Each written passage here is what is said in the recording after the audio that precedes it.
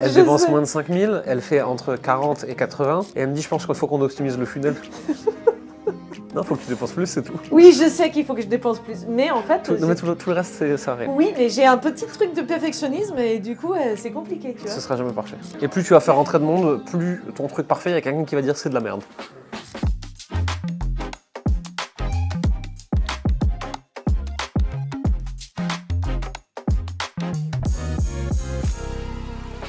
Là, j'ai amélioré la vaisselle, je l'ai réduit à 20 minutes. Ça, à chaque fois que je le refais, j'écume et j'enlève des trucs. Je me dis, bon, à un moment donné, je vais peut-être finir trop court. Mais bon, il y a tellement de contenu derrière. Et puis après, comme de toute façon, les gens ont besoin de tellement de nurturer que c'est pas besoin d'être abreuvé sur une première vaisselle trop longue. Ce qui a amélioré, c'est la campagne. En fait, on est en train de bosser dessus avec Elodie parce que tu m'as dit plus de témoignages. Plus de valeur derrière. Donc en fait, ça c'est vraiment quelque chose que fait moi sur la copie, plus sur l'exemple, tu vois. Donc en fait, on va être plus là-dessus. En follow-up aussi, du coup, que j'ai vraiment beaucoup de vidéos au choix. Donc même les filles en follow-up, elles rajoutent encore d'autres choses par WhatsApp. Donc c'est vraiment ce processus-là pour vraiment baigner les personnes. Parce qu'il y a beaucoup de gens qui arrivent dans mon univers et qui découvrent et qui en sont convaincus, mais qui sont prémices, tu vois. Donc le but, c'est d'optimiser ce processus, je pense. D'un côté de la prise de conscience et de l'autre côté du chiffre du passage à l'action. Parce que quand je vois les taux d'ouverture d'Elodie, je me suis dit, mais c'est dingue. Mais les taux de clics qui sont derrière et les transformations qui sont derrière ne sont pas forcément à la hauteur du taux d'ouverture. Ok. Je pense. C'est juste premier ressenti, tu vois, peut-être les chiffres en diront autre chose. Mais donc c'est les pages de vente le sujet si le taux de transformation n'est pas bon, que le taux de clic, oui, c'est un problème de page de vente. Ouais, je pense que c'est un taux de... Oui, je pense qu'en fait, il y a la page de vente qui est optimisée et puis après la VSL. Là, c'était clair et net et là, voilà, elle est refaite, il faut juste que je la mette en ligne, tu vois. Les deux trucs, en fait, si tu veux, quand tu cherches à optimiser un funnel complet, tu prends toujours les deux extrêmes. Les deux points les plus faciles pour changer radicalement le revenu d'une entreprise et son profit, c'est les ads, plus de gens moins chers qui cliquent, et c'est la LTV. Une fois qu'ils sont clients, combien ils donnent. Ouais. Le milieu, c'est le plus dur. Oui, bien sûr. Donc toujours prendre par les extrémités. Ouais. Soit par l'ADS, soit par la LTV. Puisqu'en fait, ça, en fait, mes prospects, je les paye 30 centimes, mes calls, ils sont en dessous de 50 euros, tu vois. Ton coût d'acquisition par client, il est de combien? Je te dis ça, il est entre 2 et 300. Parce qu'en fait, combien tu payes ton prospect ou ton call, on s'en branle en fait. Oui, oui, ça, tu veux dire vraiment de combien est-ce que je mets en com pour avoir derrière un client. Je peux te dire ça. Et quelle est la LTV de ce client, Lifetime Value? En fait, il n'y a pas énormément de rachats derrière, tu vois, parce qu'en fait, il y en a certains qui passent en formation pro, mais une fois que la personne, en fait, elle a fait le programme, le programme est conçu pour ne plus le revoir. C'est-à-dire qu'à un moment donné, ils vont éventuellement revenir dans une cure.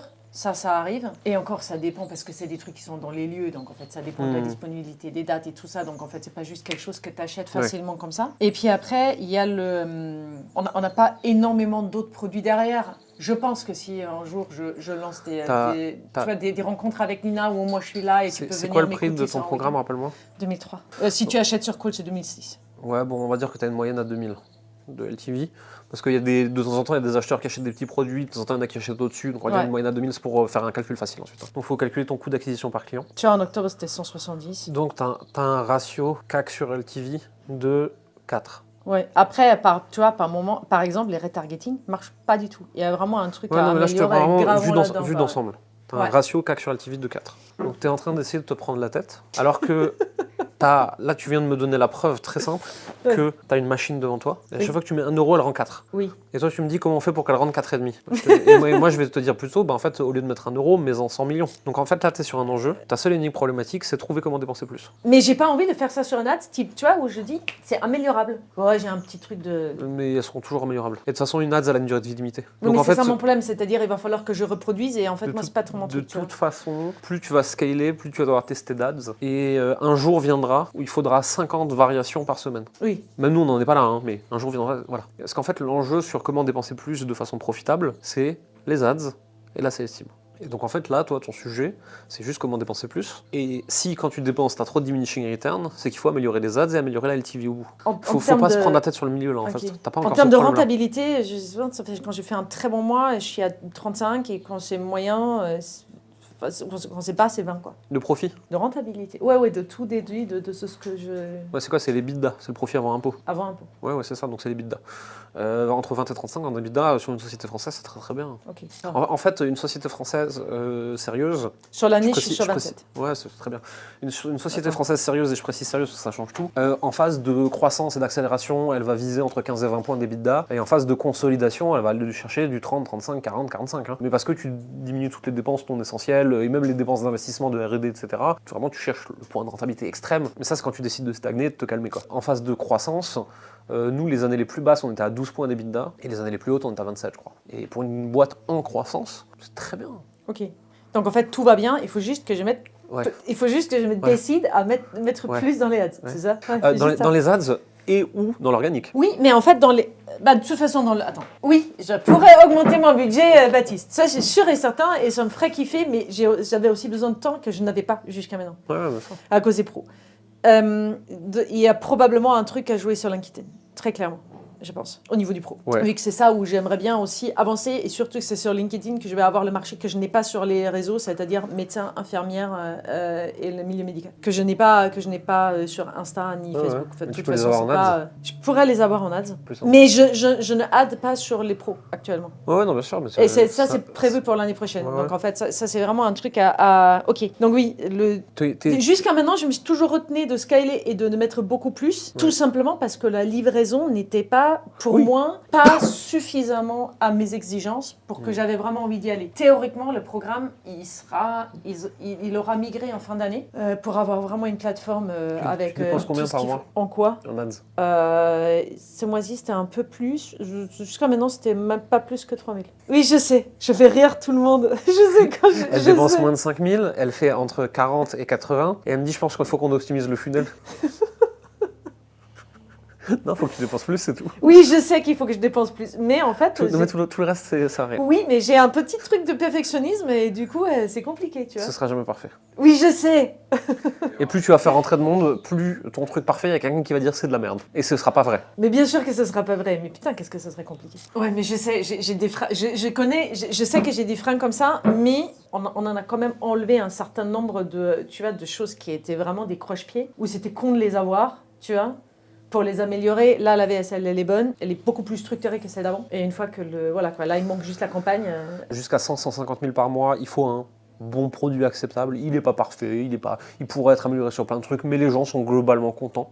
Et ça délivre ce que tu as promis. À partir de 150 000, tu as un enjeu de LTV, tu as un enjeu d'ascension, tu as un enjeu de plein de choses. Et là, il va falloir faire le meilleur produit du marché si tu veux continuer à croître. Avant, c'est pas utile. Ouais, mais c'est pendant pas très longtemps. C'est ça le truc. En fait, ouais, mais pas très longtemps si c'est 1 an de différence. C'est 1 an où tu travailles sur le mauvais truc. Même si c'est que 1 an, tu vois. Oui, je sais, mais je veux juste dire que tu vois, 150 000, pour moi, c'est une option pour l'année prochaine, quoi. Et une option valable Mais ce sera beaucoup plus facile de faire ton produit extraordinaire quand tu feras 150 000 que de te bloquer à 50 pour le construire ou ensuite le scaler. Ouais. Puisque de toute façon, tu vas le scaler et à 150, tu vas de toute façon le refaire. Donc tu choisis le chemin compliqué alors que tu n'es pas obligé. Moi, il y a tout le monde qui m'a toujours demandé pourquoi j'ai pas créé une audience avant de vendre. Parce qu'aujourd'hui, je peux payer 2000 balles pour une vidéo extraordinaire qui me fait kiffer. Parce qu'en fait, cette vidéo extraordinaire qui m'a coûté 2000, ce qui est insensé pour un mec qui fait de l'infoprenariat juste, elle ramène un client, j'ai x3 mon investissement. J'ai choisi ce qui crée l'argent pour réinvestir l'argent à l'entrée ensuite.